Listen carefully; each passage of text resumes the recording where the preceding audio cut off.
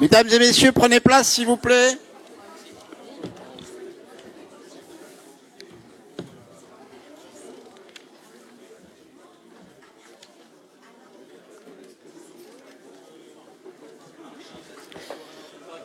Joaquina n'est pas...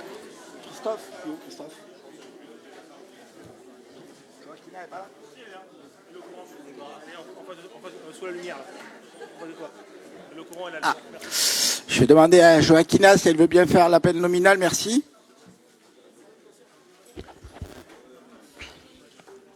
Bonsoir, mesdames, messieurs. Monsieur le Président, merci. Delmarès, Frédéric. Priolo, Jonathan. Chapelet, Jean-Jacques. Dupuis, Olivier. Auroy-Pétou, Thierry. Castan, Alain. Pradier, Serge. Delteil, Pascal. Gauthier, Christophe. Frey, Roland. Goubi, Cyril. Bancal, Fatia. Bordenave, Christian. Léturgie, Marc. Caz, Jean-Pierre. Dessalles, Jean-Louis donne pouvoir à Emmanuel Guichard. Bourdin, Sébastien. Liabaste, Pascal, représenté par Monsieur Pigeon. Vicentini, René. Delair, Arnaud. Jante, Jean-François. Portolan, Jean-Claude. Dreuil, Jean-Michel. D'Orange, Michel.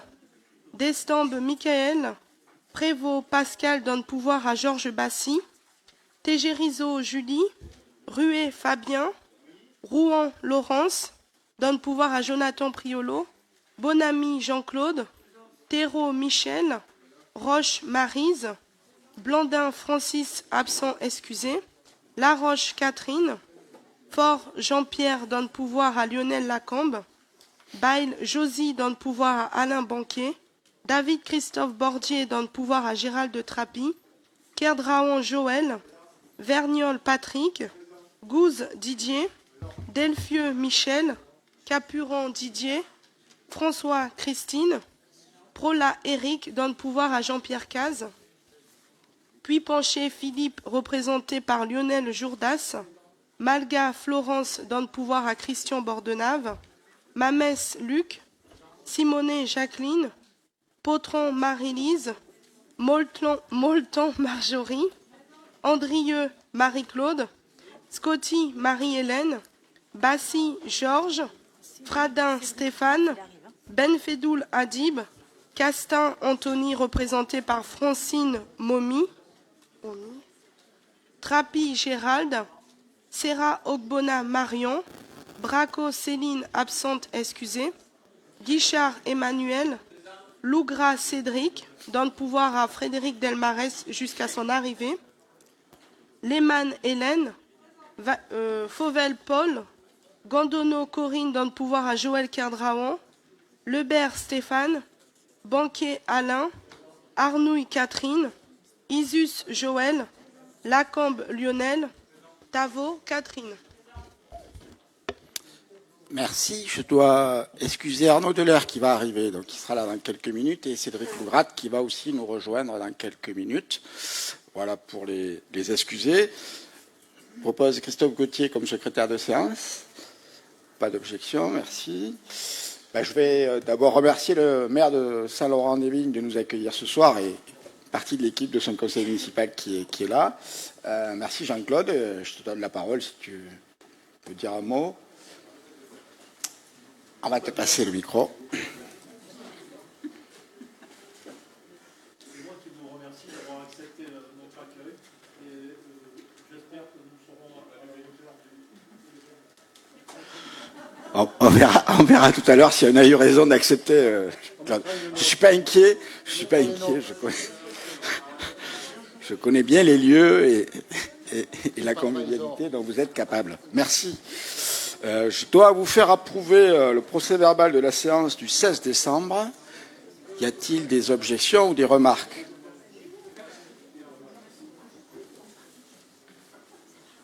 Il n'y en a pas. Je dois aussi vous faire approuver l'ordre du soir. Il n'y a pas d'évolution sur ce qui vous a été proposé. Vous avez les documents. OK. Un petit rappel avant de débuter cette séance, vous informer que les contrôles d'assainissement non collectifs vont débuter sur Bergerac. C'est assez significatif pour qu'on le rappelle parce que c'est des contrôles qui n'ont pas été faits jusqu'alors. Donc il y a quelques centaines de contrôles là, qui vont se faire dans les mois qui arrivent. Peut-être aurez-vous des remontées ou des questionnements, etc. Donc c'est juste un rattrapage parce que ces contrôles d'assainissement non collectif n'avaient pas été faits jusque-là. Donc on va, avec notre prestataire, s'attacher à réparer cette lacune pour que les choses retrouvent un cours normal. Voilà, je voulais vous faire part de cette information. Aujourd'hui, on va essentiellement parler d'habitat. 2 points à l'ordre du jour, qu'on a déjà vu pour certains en conférence des maires, comme il se devait avec le bureau d'études qui nous a présenté les choses, mais il est important que nous puissions en débattre et le valider en conseil communautaire. Donc 2 délibérations vont se succéder. La première présentée par Christian Bordenave avec l'évaluation du bilan à mi-parcours du volet habitat du PLUI et bien sûr l'habitat de demain, puisqu'on est un petit peu plus loin que le mi-parcours, puisqu'on est en 2025. Il aurait fallu faire ça l'année dernière, mais il n'y a pas péril dans la demeure. C'est important qu'on puisse voir ce qui a été fait, ce qui a bien marché, les points sur lesquels on doit accentuer nos efforts. Et puis on parlera ensuite justement de la politique de l'habitat qu'on souhaite mettre en place sur l'ensemble de notre territoire. Et Caroline nous fera une petite présentation succincte et on pourra, les uns et les autres, apporter nos commentaires à cette proposition qui n'est pas tranchée, qui est tranchée dans l'esprit, mais qui n'est pas tranchée dans le détail et dans les moyens qu'on veut lui donner. Alors, il n'y a pas de péril à la demeure puisque les crédits ne sont pas encore votés pour ces opérations, mais il faut qu'on se mette à l'œuvre quand même pour accompagner cette démarche qui est essentielle pour notre territoire. Christian, je vais te passer la parole. Tu vas pouvoir nous présenter ce bilan de mi-parcours. Merci, Christian. Merci, Monsieur le Président. Bonsoir à toutes et à tous. Bilan mi-parcours, qui est quand même un peu long. Je vais essayer d'être précis et puis de résumer à peu près, enfin surtout les points importants de ce bilan. Bilan, comme l'a dit Monsieur le Président, qu'on doit réaliser tous les 3 ans. Donc il aurait dû être réalisé effectivement en 2023. Le temps de le monter, de le faire travailler aussi le bureau d'études. Donc on est un petit peu en retard, mais je crois que c'est pas trop grave. Et il y aura effectivement après un bilan complet à 6 ans. Et là, autant celui-ci a été fait par le service urbanisme et habitat que je remercie pour leur implication parce que vraiment ça leur a demandé un travail quand même important. Le prochain, bien sûr, sera plutôt réalisé par un bureau d'études pour être transmis après aux organismes d'État. Ce programme donc d'action est organisé autour des 13 actions dont je vais surtout quasiment aller aux 13 actions. Un petit scoop ou un petit focus sur l'évolution de la population, dont nous sommes à 60 766 habitants à la CAP pour les 38 communes qui le composent. La population a baissé, même si on entend des chiffres un peu plus optimistes ces derniers temps. Le nombre de ménages sur la CAP augmente avec 29 543 ménages répartis sur 34 858 logements, dont 84% de résidences principales, c'est un chiffre quand même pas inintéressant, 6% de résidences secondaires et 10% de logements vacants. La population présente un niveau de vie inférieur à la moyenne régionale avec un taux de pauvreté de 15%. Sur l'évolution de l'habitat, nous constaté une hausse importante des permis de construire pour l'habitat de 2020 à 2023. Et ce rebond de la consommation foncière a permis d'accueillir de nouveaux arrivants post-Covid sur tout le territoire et de maintenir l'habitat sur le territoire à un bon niveau. Voilà. Et donc je vais, peu de vacances sur le pôle rural et d'équilibre, mais qui reste importante sur la ville de Bergerac, puisqu'on dénombrerait 740 logements vacants, mais nous en parlerons un petit peu plus tard. Un petit focus sur le logement social. Les logements sociaux représentent 22,6% des logements sociaux du département. On constate une augmentation de la demande en logement social, une tension sur le logement social, notamment sur les 2 communes soumises à la loi SRU, que ce soit donc Bergerac et que ce soit Prigonrieux. Donc, je passe aux 13 actions donc, qui composent ce bilan. L'action 1, donc appuyer le développement résidentiel sur la structuration par pôle du territoire en développant une offre nouvelle de logement et en équilibrant la croissance à l'échelle de l'agglomération, dont la programmation sur la CAB au travers du PLUI était de réaliser environ 320 logements en moyenne par an. Le résultat est satisfaisant au vu du bilan chiffré. 62% de logements créés dans le pôle urbain, 19% sur le pôle d'équilibre, 19% sur les pôles ruraux, et nous sommes donc à 55%, comme le montre le graphique, 55% à avoir atteint les objectifs qu'on s'était assignés. Action 2, promouvoir un développement résidentiel durable en limitant la consommation foncière. La période post-Covid a été une période propice sur le Bergeracois pour relancer la construction avec l'arrivée de nouveaux propriétaires provenant de différentes régions. L'arrivée également de nombreux promoteurs et bailleurs sur le pôle urbain notamment. Sur la CAB, on comptabilise dans le PLUI dont 179 OAP, dont 29 OAP ont été réalisés sur le territoire avec 128 logements livrés, 4 OAP avec ouverture de chantier avec une prévision de 80 logements. Bon, la logique des OAP n'est pas toujours simple à expliquer dans les communes, et c'est vrai que nous essayons d'assister au mieux les communes, car bon, il faut trouver souvent d'abord des promoteurs, des bailleurs, voire après avec les problèmes fonciers que l'on peut rencontrer avec les multipropriétaires, donc c'est pas toujours évident. Et donc on a 38 également OAP en réflexion ou avancée.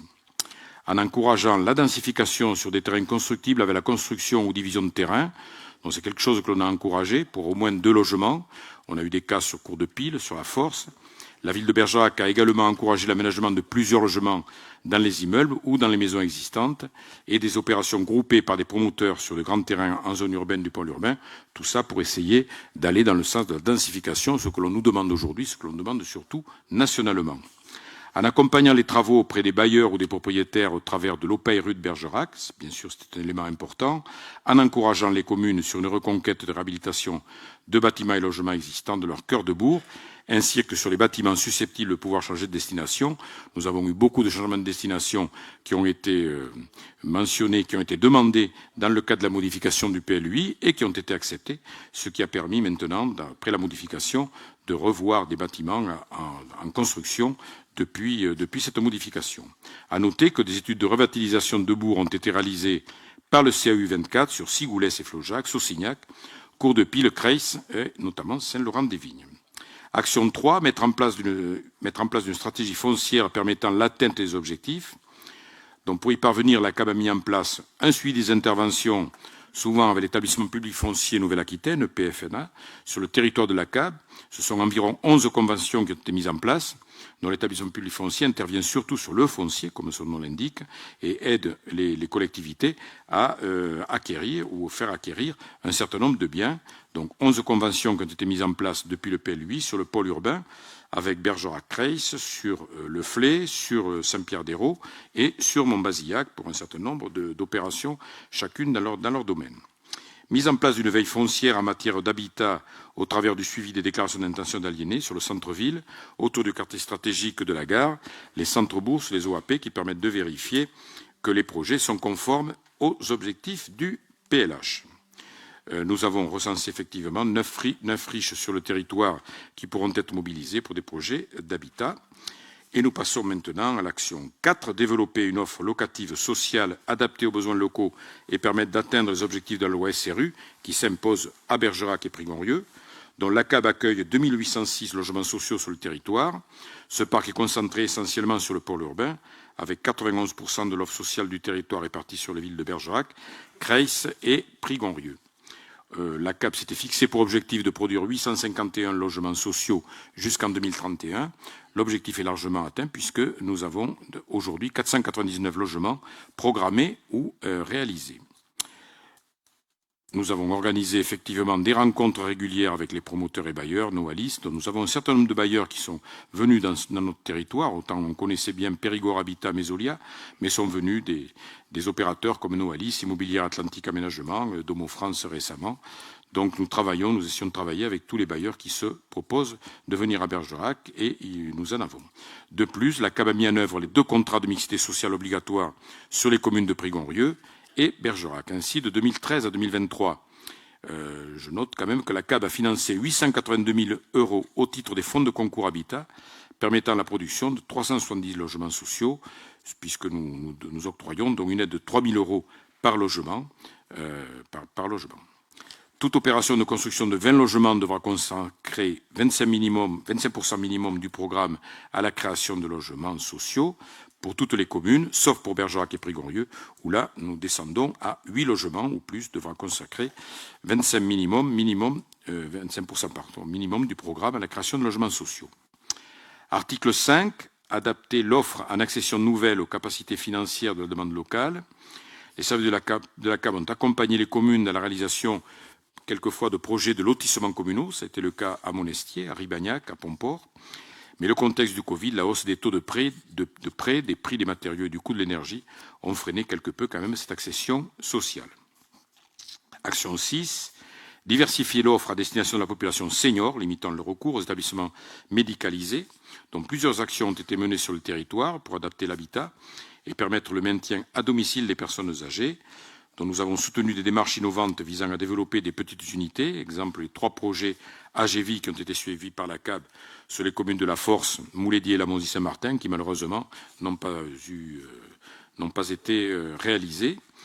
Accompagnement de 2 projets privés menés sur Bergerac, dont par LP Promotion 94 logements seniors route de Bordeaux, qui sont en cours de livraison, et 50 logements seniors sur un terrain en friche, le terrain de la propriété Vier, en centre-ville de Bergerac, les jardins d'Arcadie, et ceux-là, ces 50 logements, sont livrés.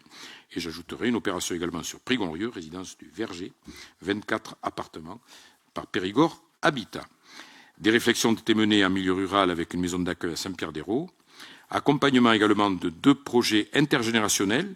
C'est dans les premiers projets intergénérationnels du département. Donc il y a eu celui de Bergerac qui est livré près de l'Aillac, près de la Belle-Île plutôt, et Creil, travaux à démarrer. Au travers de l'animation de l'OPARU, la CAB, avec l'aide de Solia, a assuré un appui à l'augmentation des logements au vieillissement, dépassant les objectifs à atteindre. Nous sommes donc en matière d'adaptation des logements à 107% par rapport à ce que nous avions prévu. À noter la vaste programmation de réhabilitation au travers des actions cœur de ville, des maisons de retraite de la ville de Bergerac. Lancement donc d'un pacte territorial et au PRU sur 2025, le président l'a évoqué et fera l'objet bien sûr de la prochaine délibération. Action 7, permettre le maintien des jeunes en proposant une offre locative de qualité, accompagnant l'accès au logement autonome, dont nous essayons d'accompagner et soutenir les développements de projets d'habitat jeunes qui nous sont présentés. C'est vrai qu'avec l'arrivée de jeunes actifs, nouvelle école infirmière, école de pilotage, alternance, stagiaires, apprentis médecins juniors, et le développement d'entreprises de pointe, la création de logements pour les jeunes qui représentent 30% de la population, a été et demeure un objectif fondamental sur le territoire. Ce logement jeune, accompagnement de promoteurs privés sur 3 opérations à Bergerac, le projet Yelom sur les anciens terrains Paulin pour 40 logements qui vont démarrer février 2025 et livraison juin 2026, un projet Adventis sur un bâtiment existant proche de la gare rue Charbonnel, 44 logements mais qui pour l'instant n'a pas démarré. J'ai vu sur Internet qu'il proposait la vente des logements, donc on va voir ce que cela va donner. Et un projet qui a été accepté Promenade Pierre Loti, avec un nombre de logements 97, donc une partie intergénérationnelle, une partie jeune, qui serait faite donc près du sport nautique à Bergerac. La CAB promeut le logement jeune à travers l'information jeunesse de la CAB et consacre une part importante de la production sociale aux petites typologies T1 et T2 au travers des projets d'habitat. Action 8, fluidifier les parcours résidentiels des ménages en grande fragilité sociale et limiter la concentration des poches de pauvreté dans les quartiers de la politique de la ville. dont la CAP participe régulièrement à des réunions de travail, permettant de trouver des solutions adaptées pour les personnes atteintes de troubles psychiques et ou en rupture de soins, notamment au travers du plan départemental d'action pour le logement et l'hébergement des personnes défavorisées. La CAB assure le suivi avec les mairies des attributions et un appui aux demandeurs de logements sociaux et a noté la réalisation d'un nouveau bâtiment sur Bergerac pour la maison d'accueil temporaire.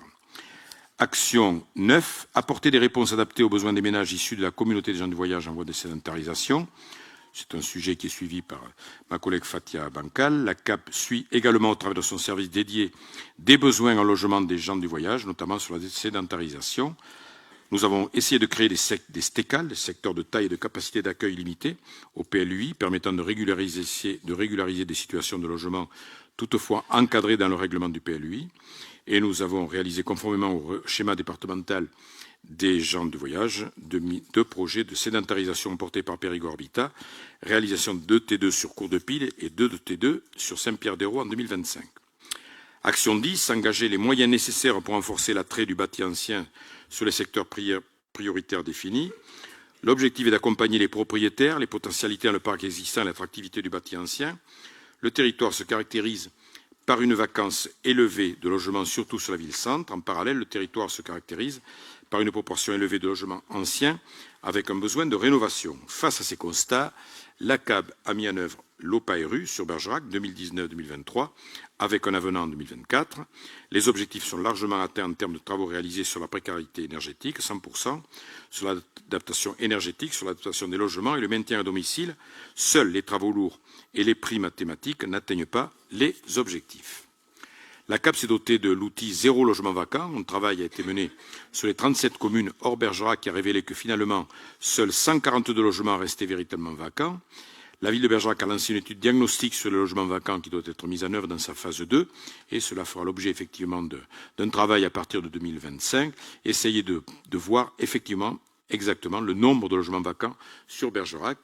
J'ai l'espoir de penser que nous sommes inférieurs à ce qui nous est annoncé. C'est ce que l'on a constaté dans les communes. Vous le voyez sur le graphique qui est à l'écran. On voit les logements vacants déclarés, puis on voit les logements réels, donc qui ont été donnés par les communes. Nous sommes effectivement beaucoup mieux que ce qui était annoncé. Action 11, développer une offre conventionnée dans le parc existant. La CAB a mis en œuvre le permis de louer sur 18 îlots identifiés sur la ville de Bergerac, avec un suivi des déclarations de mise en location et par Solia pour les visites à domicile. Le suivi de l'habitat indigne est assuré actuellement par les mairies avec un service dédié à cette thématique sur Bergerac. Et là aussi, une évolution peut-être du permis à louer, d'aller plus loin que simplement la déclaration. Action 12, mettre en place un outil de suivi et d'évaluation de la politique de l'habitat. Donc, nous avons un service urbanisme et habitat à regrouper urbanisme et habitat donc à la CAB et sous le pôle développement économique et territorial managé par Philippe Perrin. Voilà. La CAB ne possède pas d'observatoire de l'habitat et du foncier et s'appuie sur l'observatoire de l'habitat porté par le conseil départemental et nous animons de temps en temps dans des commissions d'urbanisme et d'habitat et nourrit régulièrement la page dédiée à l'habitat sur le site internet de la CAB. Enfin, l'action 13, positionner la CAB en tant que chef de file. Bon, là, il n'y a pas de sujet presque de polémique. Chef de file de la politique locale de l'habitat. La CAB travaille à devenir le lieu de référence unique pour informer et assurer des conférences pour les mairies et le public sur les différentes thématiques autour de l'habitat. Nous en avons une programmée avec le PFNA bientôt, prochainement en février, et des permanences Point Info Énergie, permanence pacte territorial. Tout cela va se mettre en place également en fonction du nouveau dispositif pacte territorial. Donc, considérant qu'au regard du bilan présenté, des actions sont encore à mener, bien sûr, jusqu'en 2026 pour la mise en œuvre du PLH, dont notamment un certain nombre d'éléments qui vous sont indiqués sur le projet de délibération que vous avez. Moi, j'insiste sur la mise en place, effectivement, du pacte territorial France Rénov' sur le territoire en 2025, avec des permanences à la CAB et sur Bergerac, et poursuivre un travail sur l'OPARU axé sur les logements cœur de ville de Bergerac, mettre en place un guichet unique sur l'habitat dès 2025, travailler plus profondément sur le permis à louer, de louer en lien avec la CAF et en partenariat avec le service des logements indignes de la ville de Bergerac, renforcer la lutte sur la résorption des logements vacants déjà initiée sur Bergerac avec l'axe avec la priorité sur le logement vacant, en s'appuyant sur l'étude logement vacant réalisée par la ville. Donc travailler sur le changement de destination, poursuivre le travail sur le logement social, passer une convention avec le conseil départemental pour améliorer l'observatoire de l'habitat, développer une culture commune en matière de stratégie foncière afin d'anticiper les enjeux liés aux ZAN. Donc, considérant que ces actions nécessiteront une évolution significative d'aide d'études et de formation, à savoir réflexion sur l'aide CAP sur les OAP communales, études sur la consommation foncière, et puis surtout de continuer cette animation des agents de la communauté d'agglomération envers toutes les communes de notre territoire. Donc voilà, Monsieur le Président, je vous laisse la parole s'il y a débat, puisqu'après nous serons invités à approuver l'évaluation à mi-parcours du projet Habitat du PLUIHD tel que présenté, annexé à la présente délibération. Et puis surtout, bon, j'ai pas insisté, mais vous avez tout un document joint au projet de délibération avec 87 pages notamment. Donc c'est un extrait a été diffusé également sur l'écran. Donc décider de transmettre cette évaluation après au service de l'État et bien sûr autoriser si l'évaluation est approuvée, le président a signé tout document afférent. Voilà, Monsieur le Président. Merci, Monsieur le Vice-président, du travail accompli, de votre implication sur ce sujet auprès des services. C'est vrai qu'un gros travail a été mené sur la ville de Bergerac, puisque ce pacte était concentré sur les quartiers prioritaires de la ville de Bergerac. Et d'ailleurs, c'était un petit peu le sujet qui avait animé certaines discussions entre nous et qui nous laissait penser qu'il y avait vraiment un intérêt à élargir ce dispositif à l'ensemble du territoire. On va en parler un petit peu après. Je veux revenir sur 2 points très brièvement qui me paraissent importants, sur lesquels on a encore à accentuer nos efforts. C'est sur les OAP. On voit quand même que l'enjeu des 2500 logements qu'on ambitionne d'atteindre est quand même assez loin d'être atteint, même si des opérations sont amorcées. On voit que la difficulté pour nous, je parle dans les communes essentiellement, c'est le portage du foncier. C'est-à-dire que quand on a un foncier un peu conséquent, entre l'acquisition, la gestation, l'inviabilisation et le temps de la commercialisation vient longtemps après toutes ces phases. Et donc, il est souvent très compliqué pour des communes rurales de porter ces opérations. C'est sûrement une des raisons majeures pour lesquelles ces opérations tardent à démarrer, d'autant que, comme l'a rappelé Christian, justement, la construction est un peu atone, complètement atone, je veux dire, et du coup, c'est un peu risqué de se lancer dans ces opérations-là parce que il faut porter les prêts bancaires pendant la durée intermédiaire. Un vrai sujet de vigilance et de travail, parce que de toute façon, l'objectif reste légitime, puisque cette idée d'OAP, elle vise à densifier ces parcelles et à éviter le gaspillage du foncier. Il est trop précieux aujourd'hui pour qu'on puisse construire de manière anarchique sur des parcelles un peu grandes et qu'elles ne soient pas bien valorisées. Et ça, c'est un enjeu majeur qu'il ne faut pas abandonner, mais il faut trouver des solutions pour atteindre cet objectif. Et puis quand même saluer que, peut-être qu'on ne le savait pas trop, mais cette subvention de 3 000 € par logement est un gros effort de la collectivité par rapport à ce qui est pratiqué ailleurs, sur le Grand Périgueux ou sur d'autres collectivités comme la CAB. On est plutôt sur des montants de 1 500 € par logement. Donc c'est vrai que c'est un acte très volontariste de notre collectivité, qui d'ailleurs a joué son rôle, puisqu'elle permettait de créer l'effet de levier escompté par les bailleurs qui avaient bien besoin de cette somme pour... Alors, il faudra trouver l'équilibre entre ce montant et le nombre de logements, parce que après, c'est des enveloppes qu'il faut faire suivre, et donc on aura une vigilance particulière par rapport à ça pour voir et adapter ces montants. Pour l'instant, il n'est pas question de les remettre en question. Est-ce que vous avez des questions ou des interventions par rapport à cette présentation? Oui, Hélène. Merci, bonsoir à tous.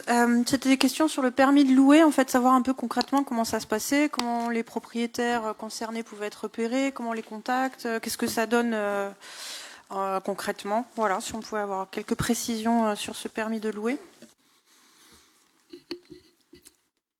Oui, bon, là c'est un régime déclaratif, donc ça veut dire qu'effectivement, on nous indique effectivement, on indique aux propriétaires qu'effectivement le permis à louer est bien sûr à indiquer.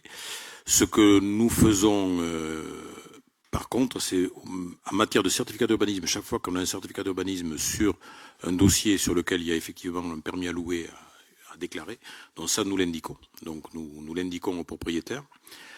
Et ensuite, nous avons des propriétaires qui réagissent, effectivement, et d'autres qui ne réagissent pas. C'est pour ça qu'on se pose la question de savoir s'il ne faut pas aller un petit peu plus loin même que la déclaration et aller jusqu'à effectivement plutôt la sanction. Bon, c'est une des volontés du maire de Bergerac, je me permets de le dire pour lui.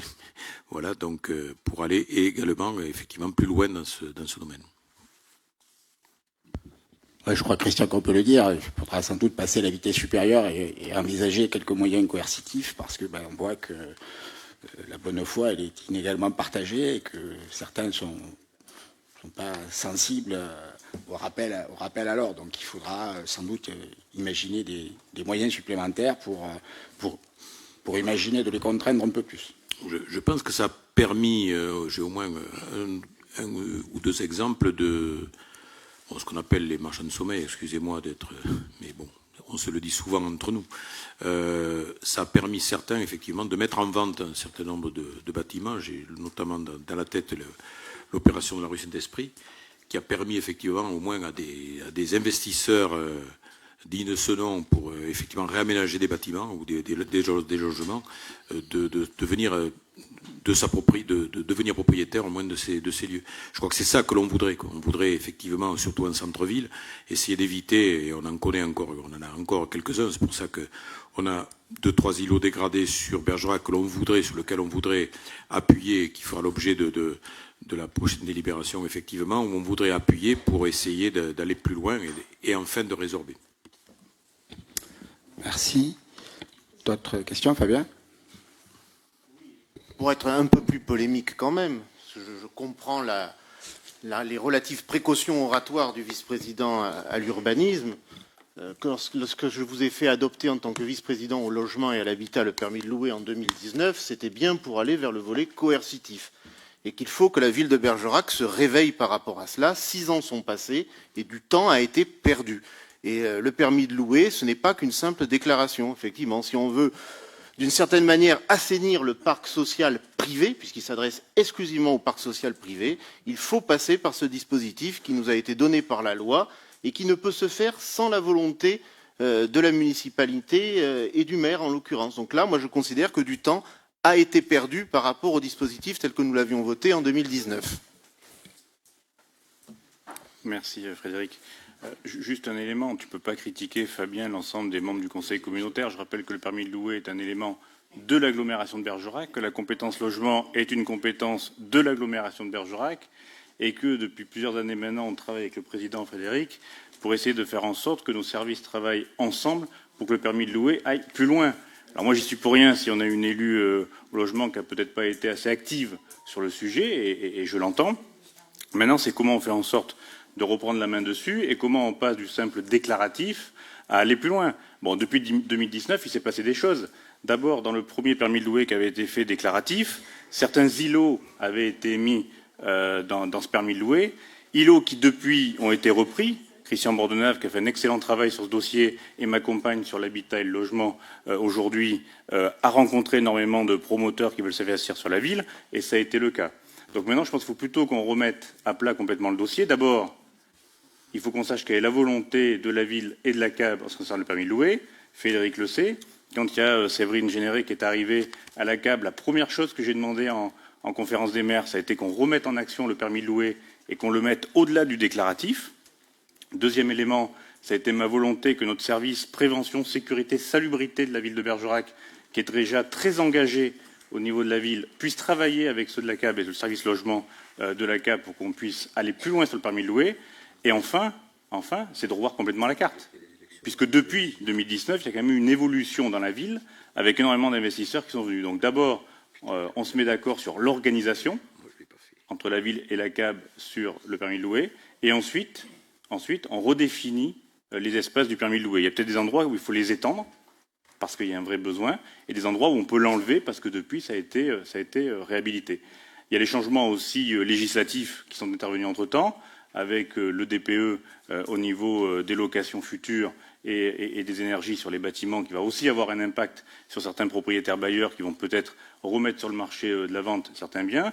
À nous d'être actifs, proactifs sur le sujet, et qu'on regarde si certains biens ne peuvent pas être acquis par la SEM Urbalis ou par les autres bailleurs qui sont sur le territoire. Donc là, je pense qu'il y a un vrai travail à mener. Avec Frédéric, on y a déjà réfléchi, pensé, travaillé, et donc il faudra qu'on fasse des propositions assez rapides sur ce sujet. Cette parenthèse ouvre un petit peu le sujet qui va suivre, puisqu'on l'avait introduit tout à l'heure. Il s'agit puisqu'on peut le constater, la politique d'accompagnement sur l'habitat a été menée exclusivement sur la ville de Bergerac. C'est vrai que ce n'était pas un secteur sur lequel nous étions très actifs, la CAB, puisque bon, c'était concentré sur les quartiers prioritaires. Et le vice-président étant de la ville, c'est vrai que c'est une opération qui est restée quand même très ciblée sur la ville de Bergerac. Et c'est la raison pour laquelle on va vous proposer de passer à une échelle différente pour qu'on ait une vraie politique communautaire de l'habitat, en introduisant bien sûr des sujets peut-être un peu plus forts pour pouvoir aller justement au fond des choses, pour que les choses aillent plus vite. C'est vrai qu'il faut qu'on aille plus vite si on le peut, enfin, d'utiliser en tout cas tous les moyens qui sont à notre disposition pour essayer de contraindre les acteurs qui sont dans des situations de blocage et qui n'acceptent pas d'avancer les choses. D'autres interventions? Oui. Alors effectivement, le permis de louer a été pas investi comme il se devrait. Nous avons repris le dossier avec Madame Généré cet été, où nous avons travaillé en ce qui concerne les éléments de communication qui n'étaient pas forcément accessibles à tout le monde. Donc déjà, Madame Généré a travaillé sur ce volet-là, qui était sur un terme très technique, pas accessible pour tous les propriétaires. Puis un travail a été fait un petit peu plus en profondeur pour pouvoir ouvrir le permis de louer, comme Monsieur le maire de Bergerac avait insisté en conseil municipal lors d'un conseil sur Bergerac. Entre-temps, il y a eu des changements RH, mais j'ai rencontré Madame Généré qui m'a dit avoir avancé sur le dossier. Donc, nous allons reprendre ce dossier avec la nouvelle personne qui l'a remplacé. Si je peux m'exprimer. Merci. S'il n'y a pas d'autres interventions, on va passer au vote. Est-ce que vous êtes d'accord sur cette délibération? Pour l'approuver, bien sûr, et d'accepter de la transmettre au service de l'État, et évidemment de signer tous les documents qui concernent cette délibération. Est-ce que quelqu'un est contre? S'abstient? Adopté à l'unanimité. Je vous remercie. C'est un sujet majeur pour la politique de notre territoire. Ce logement est un vrai sujet. Je ne sais pas si vous le savez, aujourd'hui, près de 9000 demandes de logements sociaux dans le département ne sont pas satisfaites. Donc c'est quand même un chiffre qui est assez retentissant.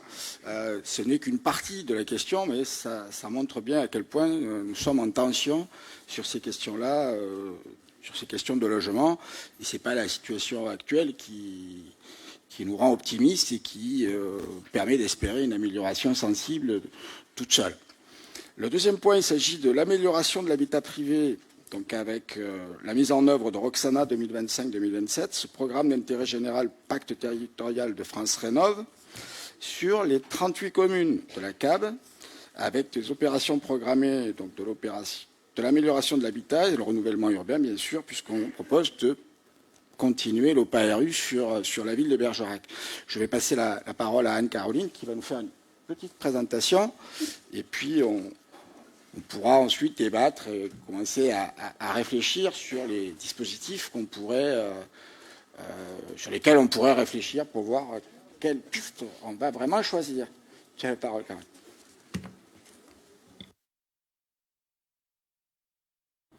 Est-ce que vous m'entendez? Oui, ça a l'air. Bonsoir à tous. Donc Anne-Caroline Deledal, je suis arrivée il y a 2 semaines à la CAB, au service Habitat. Enchantée de faire votre connaissance ce soir. Et je vais vous présenter le plus simplement possible, j'espère, ce qu'il est proposé de mettre en œuvre sur notre territoire. Donc, la situation de 2025 pour les aides à l'amélioration de l'habitat au niveau national, je parle des aides nationales ici, c'est le principe de MaPrime. Vous avez forcément entendu parler de MaPrimeRénov'.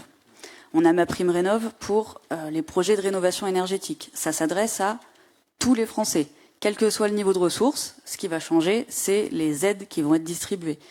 Donc ça, c'est la situation à date. Ça peut changer, je vous apprends rien. Donc aujourd'hui, vous cherchez à faire des travaux d'amélioration énergétique, vous faites un 0800, je sais plus, vous tombez sur des personnes à l'ADIL à Périgueux qui va vous envoyer, qui va étudier votre situation pour un premier niveau, qui ensuite va vous dire, vu votre situation, c'est vers cet acteur-là qu'il faudrait aller, ou cet acteur-là, ou voilà, il va vous donner une liste de personnes à contacter, et bref, vous allez commencer votre démarche. Ça, c'est la situation aujourd'hui, ça concerne tous les ménages, quelles que soient les ressources. Après, ce qui va changer, c'est la prise en charge. Et le principe, c'est que plus vous avez des ressources faibles, plus vous habitez une passoire énergétique, et plus vous êtes aidé. Voilà. Concernant l'adaptation des logements à la perte d'autonomie et au vieillissement, donc ça c'est un deuxième sujet majeur, la réalité aujourd'hui c'est MaPrimeAdapt'. Ça vous connaissez peut-être moins. Ça concerne les ménages qui sont sous les plafonds de ressources modestes, donc c'est pas pour tout le monde.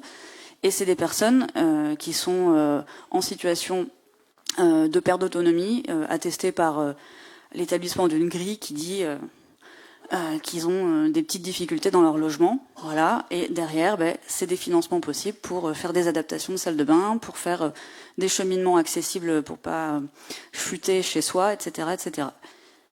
MaPrime logement décent, ça c'est ce qu'on appelle la lutte contre l'habitat indigne. Et ça, pareil, ça concerne uniquement les ménages aux ressources modestes. Mais là, on est sur des situations que vous avez peut-être entendu en tant qu'élu dans vos communes, des personnes qui vivent dans des conditions extrêmes, sans chauffage ou alors sans eau chaude. Ça peut aller de pair évidemment, avec des problématiques d'eau courante. Voilà, c'est souvent les familles les plus anciennes de vos villages, mais pas que. Ça peut être aussi des personnes qui ont acquis ou qui louent des maisons qui sont vraiment insalubres ou non décentes. Voilà. Et pour les bailleurs, là c'est MaPrimeRénov' également, MaPrimeAdapt' également, et MaPrime Fabienne, MaPrime logement décent également, avec la nouveauté que les propriétaires bailleurs aujourd'hui peuvent mobiliser des financements sans condition de conventionner son logement, ça c'est nouveau. Et du coup, il faut répondre aux mêmes critères que pour les propriétaires occupants, donc c'est sous condition de ressources. Ça c'est la petite nouveauté. Et ça va dans le sens de l'injonction qui est faite par les pouvoirs publics de ne plus louer de passoires énergétiques avec des seuils qui vont s'échelonner jusqu'en 2028, de mémoire, ou 2035, je sais plus. Aujourd'hui, on ne peut plus louer de logements depuis le 1er janvier en étiquette G. Donc ce sont vraiment les passoires thermiques les pires. Et ça va s'étaler comme ça. Voilà, ça c'est la petite nouveauté. Donc du coup, d'ouvrir les aides pour les bailleurs pour rénover les logements locatifs de ce style, ça va plutôt dans le bon sens. Voilà. Donc ça, c'est le paysage national. Et donc nous, on va s'inscrire dans une volonté nationale, avec application locale, de contractualiser. Donc on est accompagné par le département depuis quelques mois, à la demande de l'État, pour mettre en place ce qu'on appelle le service public de la rénovation de l'habitat. En gros, c'est ce que je vous ai présenté juste avant, le mettre en musique localement, simplement, que vos administrés soient pris en charge, ne soient pas dans des coups de téléphone incessants pour leur vendre je ne sais quelle pompe à chaleur ou voilà. Donc c'est plutôt pour clarifier. Avec 4 maîtres mots, l'universalité, donc c'est pour tous, égalité d'accès, de proximité, donc là c'est l'objectif d'aller chercher tout le monde où qu'il habite, la lisibilité pour l'usager, j'en ai parlé, et un parcours simple. Voilà, ça c'est vraiment le principe qui conduit la politique publique qu'on essaye de mettre en place, avec des objectifs mobiliser sur les thématiques que je viens de citer, la rénovation énergétique, l'adaptation à la perte d'autonomie, la lutte contre l'insalubrité, et puis l'accompagnement des copropriétés pour les villes qui sont concernées, comme Bergerac. Voilà, c'est le cœur, enfin c'est l'objectif qu'on se fixe. Et comment on fait? Fabienne, merci. Eh bien, on souhaite étendre le programme Roxana qui avait cours sur la ville de Bergerac, l'étendre à l'échelle des 38 communes. Donc avec un dispositif sur les 38 et un deuxième dispositif sur le cœur de ville de Bergerac. Donc ce qu'on vous propose, ce qu'on explique ce soir, c'est ça. C'est l'OPA et le programme d'intérêt général, dit pacte territorial, mais c'est un programme d'intérêt général à l'échelle de toutes les communes de la CAB. Fabienne. Non, c'était celle d'avant. Pardon. Donc, les objectifs qu'on nous fixe et qu'on se fixe et qu'on vous propose, c'est de travailler sur la dynamique territoriale, parce que pour ce qui concerne la ville de Bergerac, il y a depuis plusieurs années maintenant une habitude qui a été prise, des habitudes de travail qui ont été prises sur le volet habitat privé. Les 37 autres communes de la CAB n'ont pas forcément ces habitudes-là, donc dynamiser, former, conseiller, ça passe aussi et beaucoup par vous, les élus, et tous les acteurs de votre territoire. Les acteurs des territoires, c'est les gens qui sont au contact. C'est les gens qui vont à domicile, par exemple. C'est les artisans qui font les travaux. Enfin, c'est tout un écosystème qui est autour de la dimension habitat privé qui existe et qu'il va falloir travailler, mobiliser. On va il va falloir informer, conseiller, et ça passe classiquement par des permanences. Ça passe aussi par des formations auprès des artisans, par exemple. Ça peut être une bonne porte d'entrée. Ça peut être aussi des formations au niveau des secrétariats de mairie. C'est une connaissance infinie sur les situations dans vos villages, dans vos villes. Voilà, donc c'est l'information, le conseil, l'orientation. Et donc ça, c'est ce qui est obligatoire, c'est ce qu'on nous demande de toute façon de mettre en place. Et ce qu'on souhaite faire ici sur l'agglo, c'est le troisième petit tableau là-bas, l'accompagnement. Donc ça, c'est optionnel, et le souhait, ce serait d'aller sur cet accompagnement des ménages qu'on aimerait faire. Tout à l'heure, le terme a été dit, c'est sous forme de guichet de l'habitat. Donc c'est-à-dire un endroit ou un numéro de téléphone qui oriente et qui soit estampillé Roxana CAB. Voilà, c'est ça un peu l'idée de nous approprier ce dispositif. On pourrait ne pas le faire, mais il y a un souhait réel de continuer ce qui a été fait sur la ville de Bergerac, de l'étendre à l'échelle communautaire et de le proposer à tous et toutes. Les partenaires que j'ai listés en dessous, c'est les partenaires vers lesquels on va pouvoir orienter aussi les familles. Donc la DIL sur les aspects juridiques, Solia sur les aspects techniques, et le CAE également sur les aspects techniques et patrimoniaux. Je ne sais pas si vous connaissez cet organisme, mais c'est vrai que quand on est soumis à périmètre des architectes des bâtiments de France, parfois ça peut être un peu compliqué de répondre aux demandes. Et du coup, le CAE est là aussi pour, par exemple, débroussailler tout ça et faire des dossiers qui passent, tout simplement, par exemple. Voilà, donc là, je rappelle ce que serait Roxana demain. Donc un programme d'intérêt général et une OPA-RU. 4 conventions, bon, voilà. Une convention chapeau qui a déjà été travaillée et actée par le département, qui concerne tout le département, pas que nous. Une convention volet 1 et 2, donc ça c'est le dynamisme territorial et l'information, communication, etc. Ça c'est aussi quelque chose qui est déjà acté avec le département, que vous avez déjà validé lors d'un conseil communautaire précédent, en septembre de mémoire. Et puis donc la convention sur l'accompagnement et la convention d'OPA-RU, qui sont à ce stade encore en cours de finalisation, d'arbitrage avec nos partenaires, et puis entre nous. Voilà. L'objectif, ce serait, au global, sur 3 ans, d'accompagner 240 propriétaires à l'échelle des 38, plus 60 sur la ville de Bergerac. Donc vous retenez 300 propriétaires qui seraient accompagnés, financés, dont des locatifs. également, puisque c'est un gros sujet à la fois sur la ville de Bergerac, mais pas que.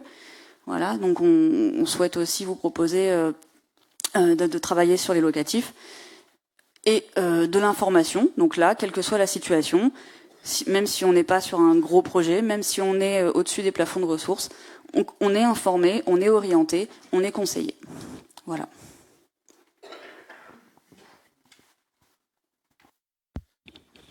Merci beaucoup. Je crois que c'est la bonne synthèse, parce que l'idée, c'est de schématiquement passer le message. On voit bien que avec la sensibilité qu'on va avoir sur le foncier, il va être important d'accompagner aussi la reconquête de logements dans nos communes.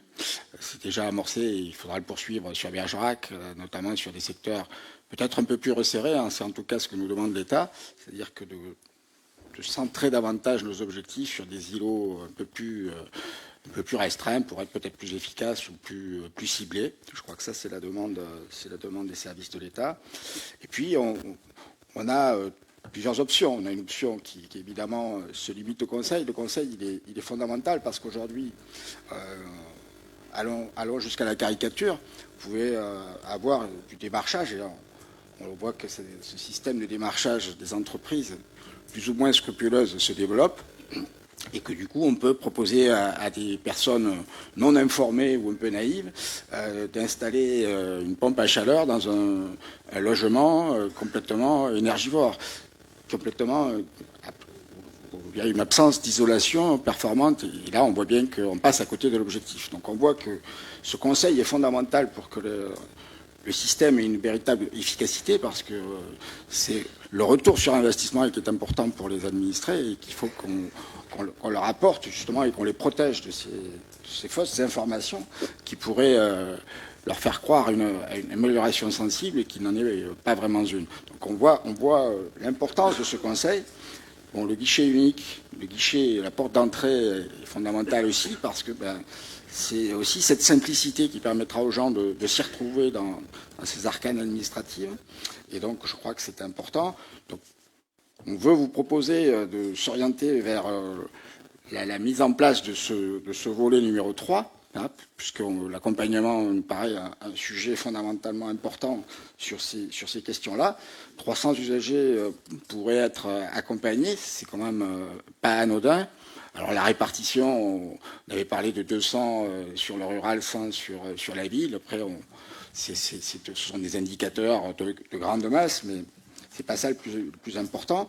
La question qui nous restera à trancher, c'est est-ce qu'on fait ça en déléguant cette mission à un opérateur? On a déjà fait des investigations pour avoir des niveaux de prestations et de prix, ou est-ce qu'on tente de faire ça en régie, en embauchant des personnes et en allant chercher un label qui nous fait défaut aujourd'hui pour faire fonctionner ce service. À ce stade de la discussion, je suis plutôt tenté, c'est un peu paradoxal de ma part, mais de faire ça en régie, parce que je crois qu'on pourrait être plus efficace et avec un meilleur accompagnement pour les administrés, parce que justement on pourrait aller jusqu'à la relation avec les entreprises, pas les orienter, mais leur dire les entreprises à éviter, parce que c'est peut-être ça aussi qui serait assez majeur dans cet objectif-là. Donc voilà, on n'a pas tranché, mais là ce soir, cette délibération nous questionne sur l'idée d'aller jusque d'abord à la mise en place de cette OPA, de ce pacte sur l'ensemble du territoire. Je crois que ça, vous êtes tous d'accord pour qu'on l'envisage. On a pu le travailler en conférence des maires il y a quelques jours. Et puis, sur les moyens et sur les détails de cette mise en œuvre, on va évidemment aller plus loin dans le descriptif des hypothèses et des scénarios pour qu'on puisse choisir en connaissance de cause, ce qui n'est pas tout à fait le cas ce soir. À ce stade, avant de vous demander de voter, est-ce que vous avez des questions ou des besoins d'information ou des points qui vous semblent manquer? Oui, Madame Tavot.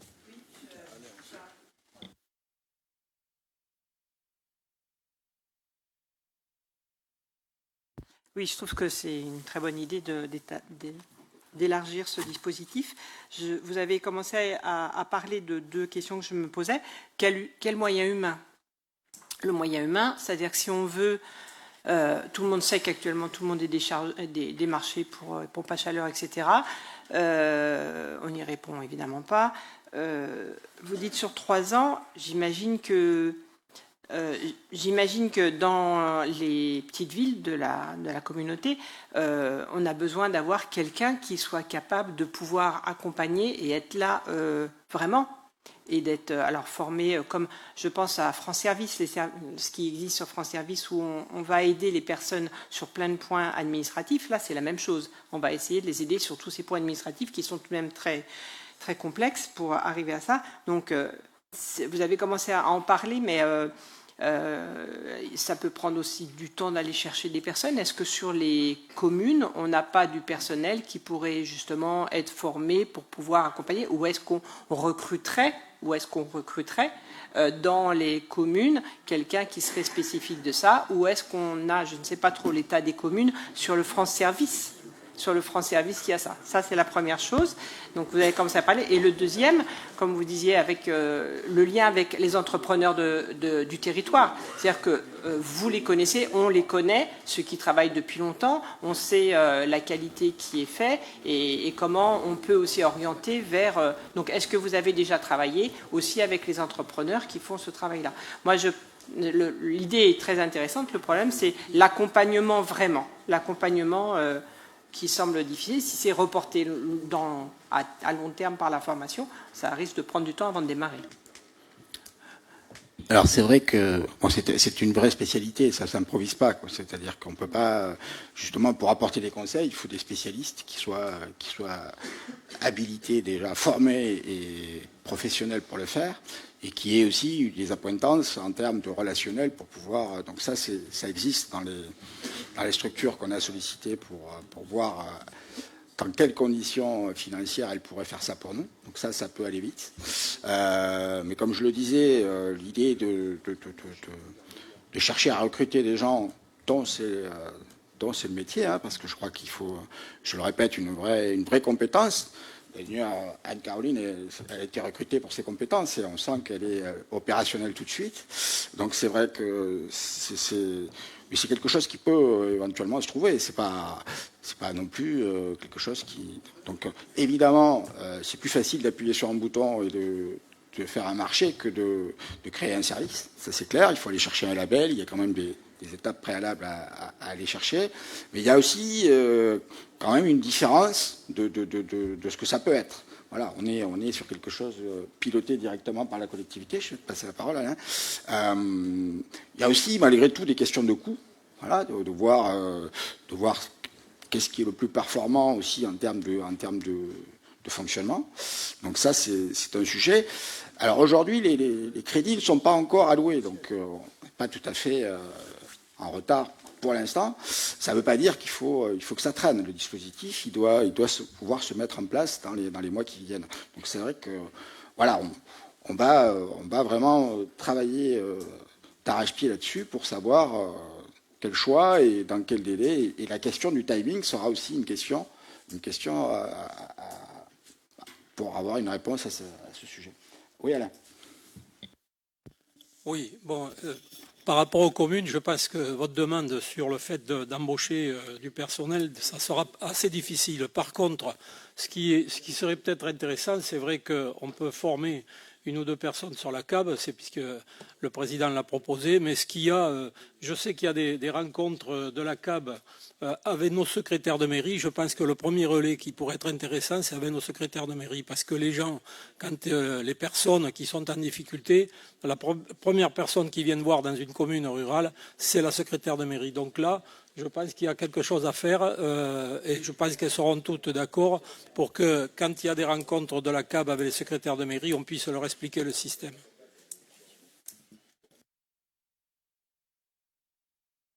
Merci Alain. Oui, Thierry.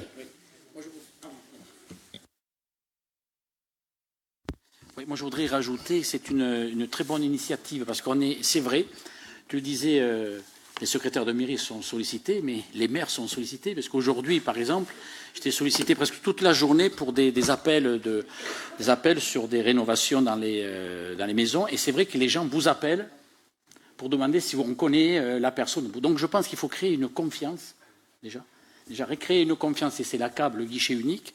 Les gens auront plus facilement appelé ce guichet unique, parce qu'ils savent que c'est de la proximité. C'est ça qu'il faut recréer, un peu de...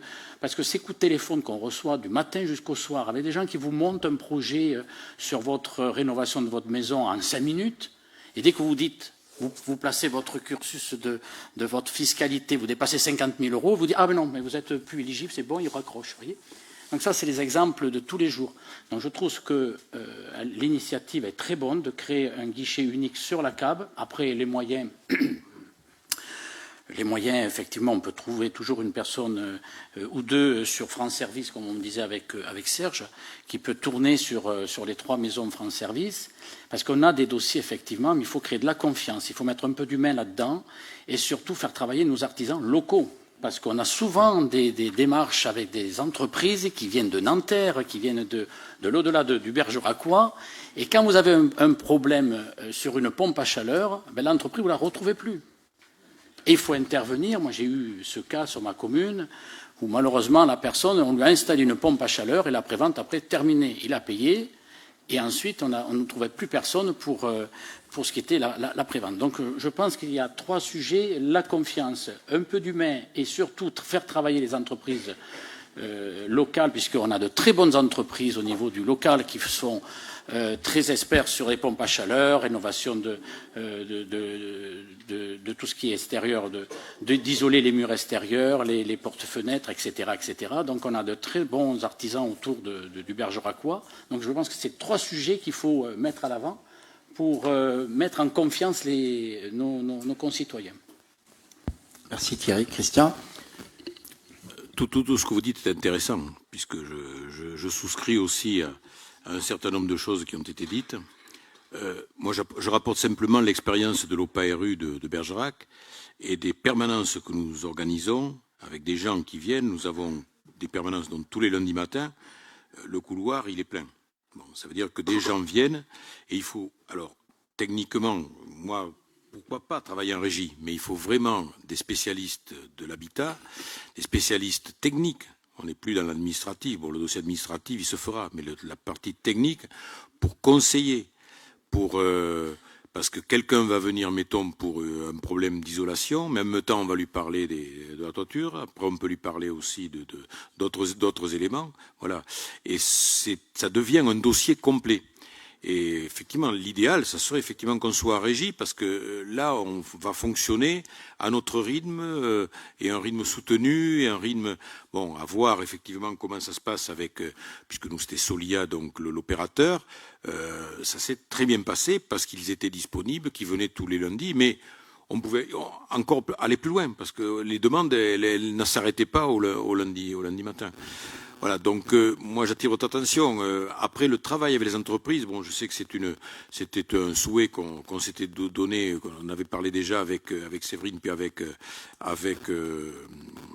Fabienne, et puis pas encore avec Anne-Caroline, mais de faire des informations, une information après sur ce sujet-là, par thématique, avec les architectes, avec des entreprises, avec les notaires. Mais voilà, on voudrait faire aussi cette information pour que l'information se décuple et aille au plus près de ceux qui en ont besoin. Voilà, c'est un sujet important dont la réflexion, régie ou pas, elle fait partie de toute cette réflexion-là, quoi.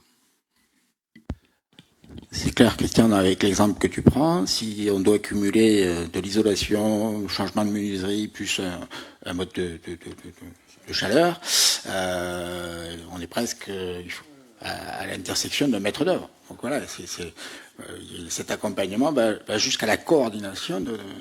Et les aides peuvent être plus intéressantes parce si on prend maintenant pour regarder un petit peu ce qui va se passer avec le bureau d'études qui nous a amené quand même à regarder dans le détail ce que l'on pourra, qui sera le volet 3, où on pourrait éventuellement abonder peut-être financièrement, mais c'est cette logique-là que l'on a de suite rencontrée. C'est que sur un dossier complet, ils vont avoir peut-être plus. Alors si on prend, moi je prends simplement les modestes et les très modestes, ce qu'on appelle modestes, très modestes, on arrive quasiment à subventionner à 80%. Voilà, donc ce travail va être intéressant et important, bien sûr. Merci. D'autres interventions? Oui, Madame Tao. J'ai juste une question. J'ai pas compris les 150 ménages, les 240 propriétaires. On les a choisis. C'est n'importe qui quand. Non, c'est un objectif. Ah, d'accord, c'est un objectif. Ils ne sont pas déjà choisis. Pas d'autres questions? Oui, moi je crois que, parce que ça dans les communes on sait faire, on l'a déjà fait. Rappelez-vous, avec le pacte ARIM. C'était un petit peu le même système où on allait rénover des maisons qui étaient vraiment pour faire des salles de bain, pour faire des choses comme ça. Et voilà, c'est ça. Et c'est vrai que c'était le département qui avait pris ça en charge. Moi, je pense qu'il faut revenir dans un système comme ça, avec un référent à la CAB qui reprend les dossiers. Et après, derrière, les aides, elles arriveront toutes seules.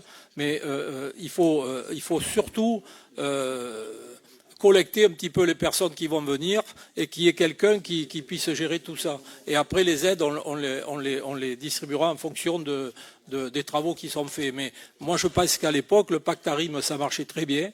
Les communes, on en est très, très satisfaits. Il y a eu beaucoup de travail de fait. Moi, en définitive, c'est rapporter ce qui s'est fait au département, le rapporter au niveau de la CAB. C'est tout. Hein. Pas d'autres interventions? Écoutez, je vous propose donc Vous êtes invité à approuver le lancement de ce programme. Je vous passe la lecture. De fixer la durée d'intervention, d'autoriser le président à signer les conventions et tout document nécessaire à la mise en œuvre de ce pacte et solliciter bien sûr les aides financières et techniques de l'ANA et de l'État dans le cadre du dispositif France Rénov', ainsi que l'appui des collectivités territoriales, la région, le département et des partenaires locaux pour cofinancer et accompagner le projet. On n'a peut-être pas trop souligné que dans ce dispositif de l'OPARU, la ville de Bergerac participait. Donc la question sera posée aussi aux communes de venir compléter ce dispositif. Donc ça sera aussi un sujet voilà, pour faire un effet de levier supplémentaire pour faire avancer ce sujet. Pas d'objection, personne n'est contre, s'abstient. Écoutez, je vous remercie pour cette belle unanimité.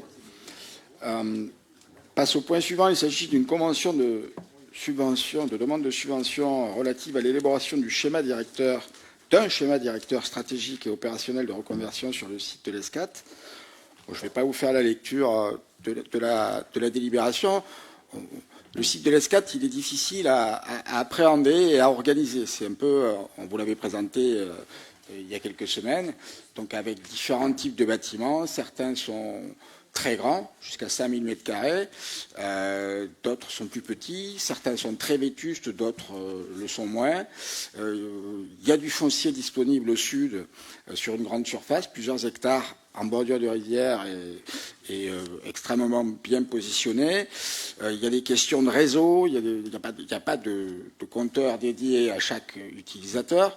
Aujourd'hui, on a plus d'une centaine d'emplois sur le site et on voit bien que tout ça est très désorganisé et difficile à appréhender. Donc on a choisi de vous proposer d'être accompagné par un cabinet, Siam Conseil, qui a été retenu pour le faire, donc avec une proposition de cofinancement de 50% de la Caisse des dépôts, de la Banque des territoires, pardon.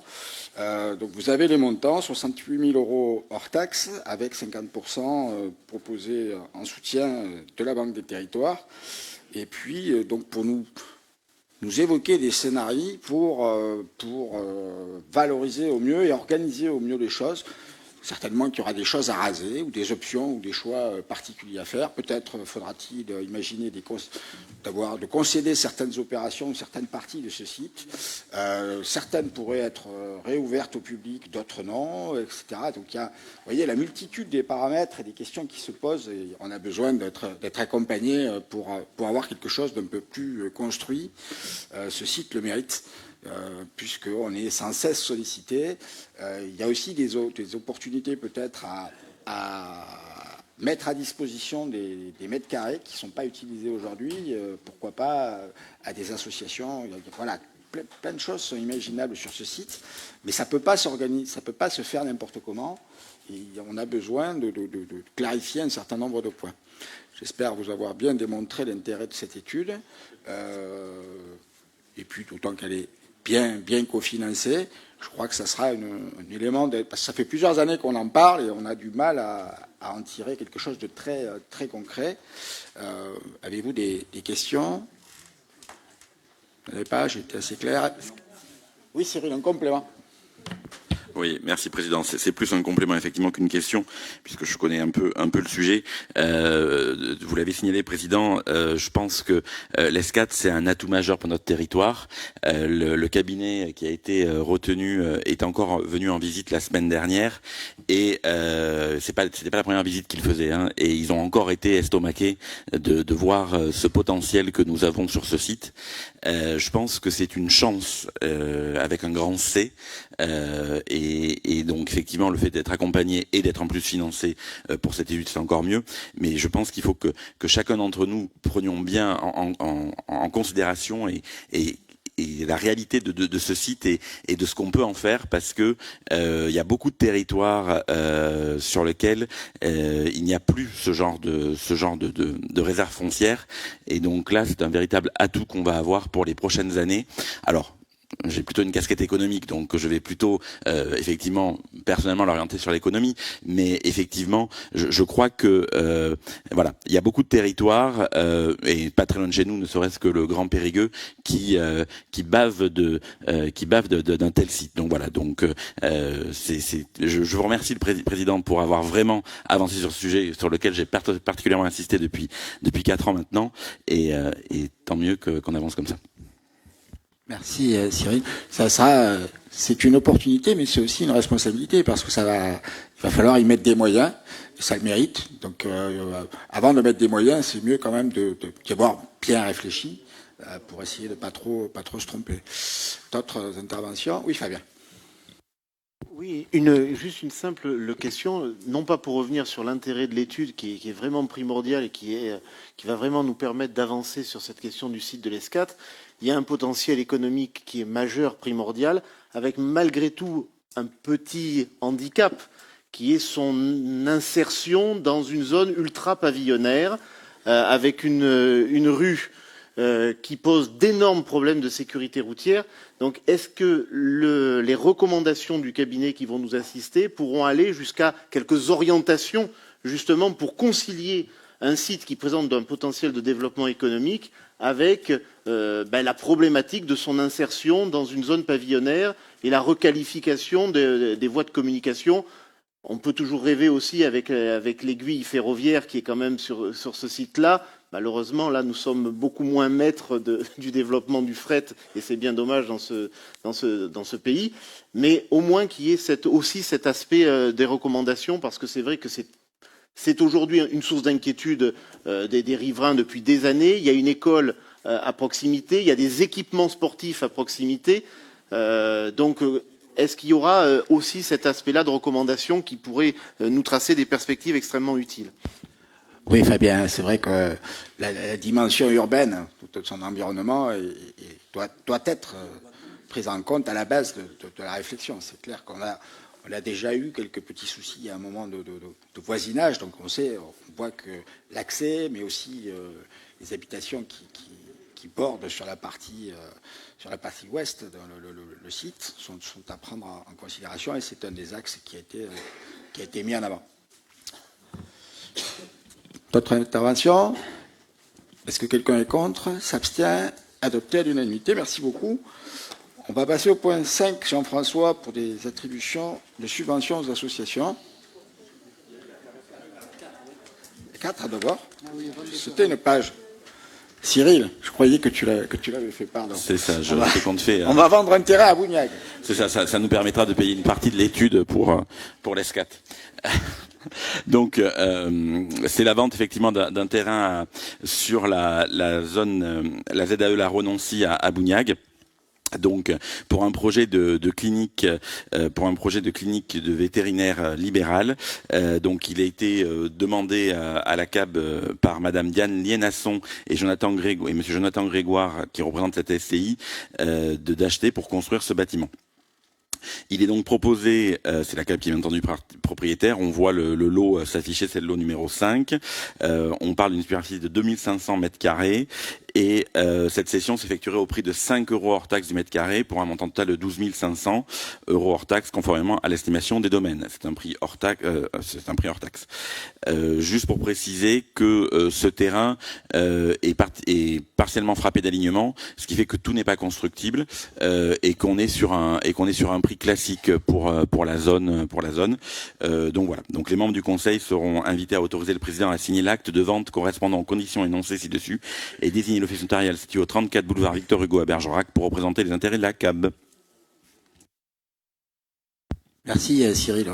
C'est pas une installation anodine parce que des vétérinaires qui s'installent sur notre territoire, c'est quand même quelque chose à souligner parce qu'on en manque partout. C'est vrai, c'est une vraie plus-value pour Bougnac, mais aussi pour la CAB d'avoir cette offre supplémentaire. Et c'est vrai quand on voit le prix qu'on peut proposer, c'est vrai qu'on a une certaine attractivité incontestable par rapport à ça, monsieur le maire de Bougnac.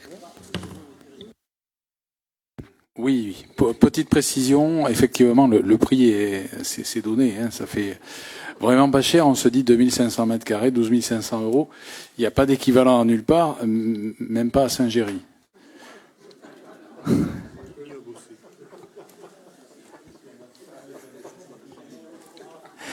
Bon, alors, Georges, ça continue. Non, c'était vraiment une plaisanterie. Il y a une explication quand même qui rentre dans l'ensemble. Cyril l'a évoqué.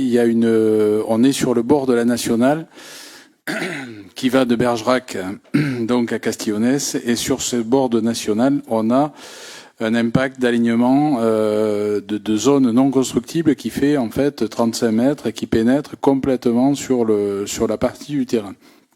Donc sur les 2500 mètres carrés, il n'y a pas 2500 mètres carrés de constructibilité possible. Le bâtiment qui s'y fait doit être assez restreint, mais il ne faut pas non plus qu'il soit trop petit.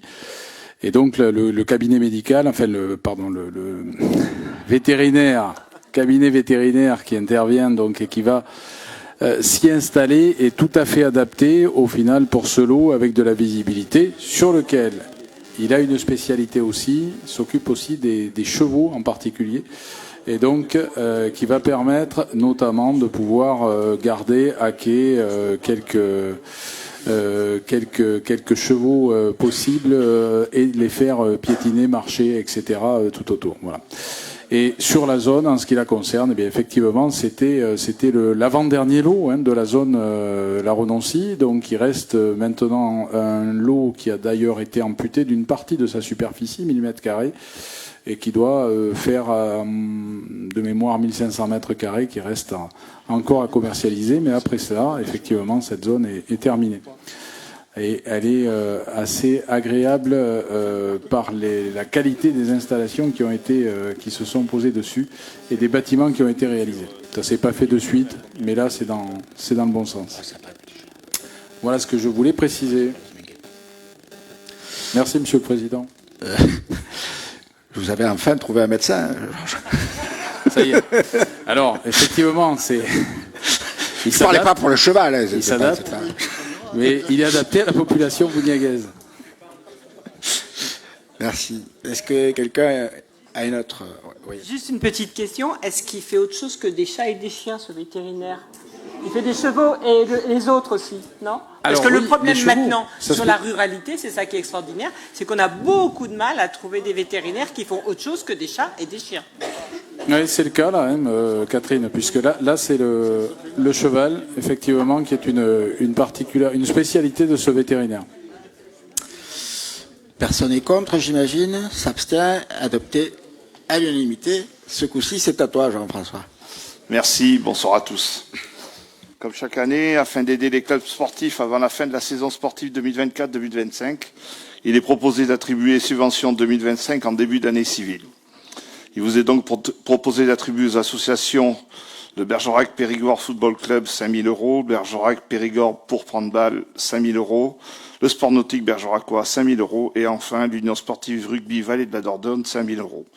Nous sommes invités à approuver l'attribution de ces subventions 2025 attribuées par la communauté d'agglomération bergeracoise. Merci Jean-François. C'est une attribution un petit peu anticipée qu'on fait tous les ans par rapport au club sportif. Y a-t-il des questions? Il n'y en a pas. Est-ce que quelqu'un est contre? S'abstient? Adopté à l'unanimité. Et on va passer à une demande d'avance de subvention pour Overlook. Serge, tu vas parler. Merci Président. Bonsoir à tous. Donc il s'agit, c'est aussi une demande de subvention anticipée. Comme vous le savez, la CAB aide l'association Overlook à l'aide d'une subvention annuelle de soutien à son fonctionnement. Cette subvention s'élève à 90 000 € chaque année. Et par courriel en date du 2 décembre, l'association Overlook a sollicité une avance sur subvention pour l'année 2025. Et afin de l'aider à commencer sa programmation, nous proposons de verser une avance de 40 000 € sur la subvention annuelle. Donc nous sommes invités à approuver l'attribution de cette avance de 40 000 € à l'association Overlook et d'autoriser le président à signer la convention. Merci Serge. Y a-t-il des interventions?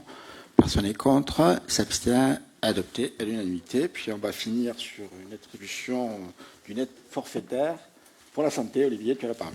Merci Président. Bonsoir à toutes et à tous. Effectivement, donc dans le cadre de sa compétence santé, comme vous le savez, la communauté d'agglomération bergeracoise assure la gestion de plusieurs maisons de santé, notamment celle du quai Offlet.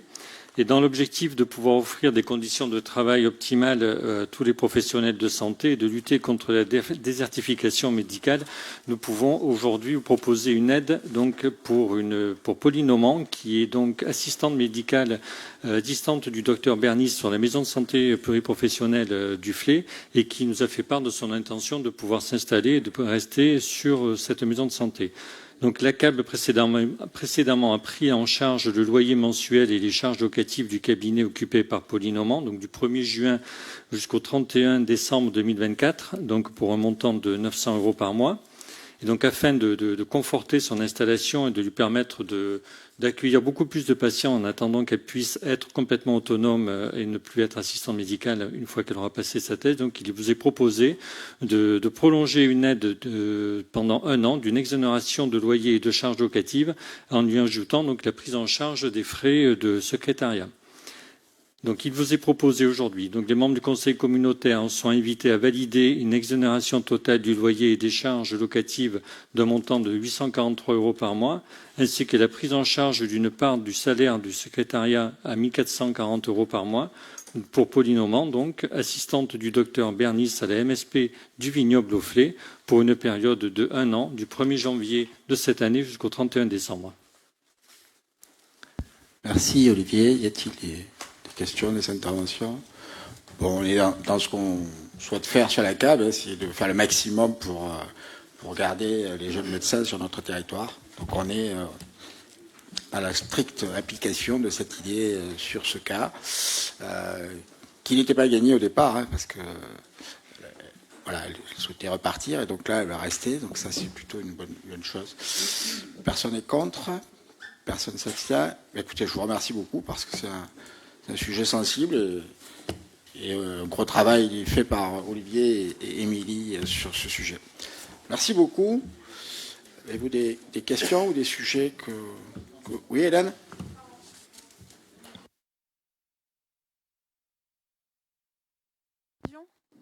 J'avais une question sur les décisions. Donc on a pas mal de tarifs en fait, mais est-ce que ce serait possible d'avoir dans les prochains temps une évolution en fait de ces tarifs-là, savoir ce qui m'augmente, ce qui baisse, enfin par domaine en fait, voilà. Parce c'est vrai que on peut faire la comparaison soi-même en reprenant les décisions de l'année dernière, mais si on pouvait avoir ces évolutions de tarifs, voilà. Merci. Bien sûr, c'est important de pouvoir comparer. Et c'est ce qui nous permet d'apprécier le montant. Et pardon. Oui. Juste une petite remarque encore sur l'automatisation des prêts à la médiathèque de Bergerac. Donc je pense que c'est effectivement une bonne idée en termes de conditions de travail, de pouvoir automatiser ça. Mais des fois, c'est vrai que l'automatisation fait craindre des réductions d'effectifs. Est-ce que ça va s'accompagner d'une réduction des effectifs du personnel? Non. Il ne sera pas échappé le montant de demande de subvention pour la voie verte, puisqu'on est sur la totalité de la dernière tranche. Saluer aussi le travail qui est fait par les services et par Jean-Claude, parce que c'est vrai que ça nous permet de solliciter les enveloppes tout de suite. Vous savez qu'elles se réduisent comme peau de chagrin et que c'est important de ne pas être les derniers pour solliciter ces montants. C'est ce que nous faisons pour attaquer les travaux cette année et l'année prochaine surtout. C'est ça, Jean-Claude? Merci. Pas d'autres questions ou interventions? Écoutez, je vous remercie. On va lever la séance. Merci et à lundi prochain.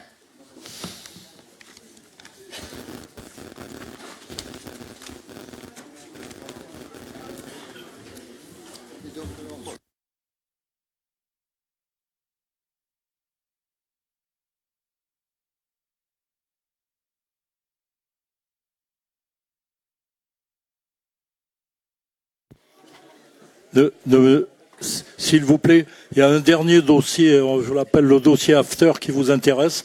Ça va commencer par un petit apéritif, puis quelques amuse-gueules et enfin quelques saucisses chaudes.